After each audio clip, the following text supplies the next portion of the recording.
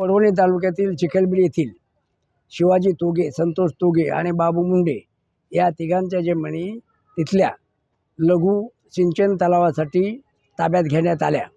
ह्या ताब्यात घेतल्या 1998च्या ऑक्टोबरमध्ये आणि त्याचा मावेजा मात्र तुटपुंजा दिला, म्हणजे जेवढा हवा तेवढा शेतकऱ्यांना दिला नाही.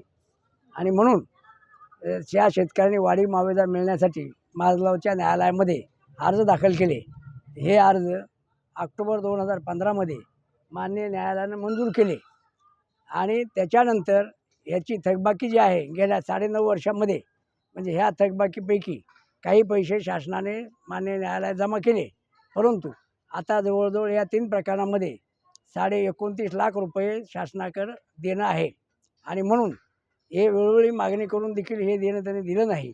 म्हणून बीडचे कलेक्टर या प्रकरणामध्ये ऋणको नंबर 1 आहेत, म्हणजे देणेदार नंबर 1 आणि नंबर 2 जे आहेत ह्या बीडच्या पाटबंधारे खात्याचे कार्यकारी अभियंता आणि याच्यातले महाराष्ट्र शासनाचे प्रतिनिधी, जिल्ह्याचे प्रशासनाचे प्रमुख, कलेक्टर साहेब यांची गाडी जप्त करून हे पैसे वसूल करावेत, अशा प्रकारे या आमच्या 3 अर्जदारांनी अर्ज दाखल केले. आणि माननीय बुधवंत साहेब, दिवाणी न्यायाधीश वरिष्ठ माजलगाव यांनी हे अर्ज आमचे मंजूर केले.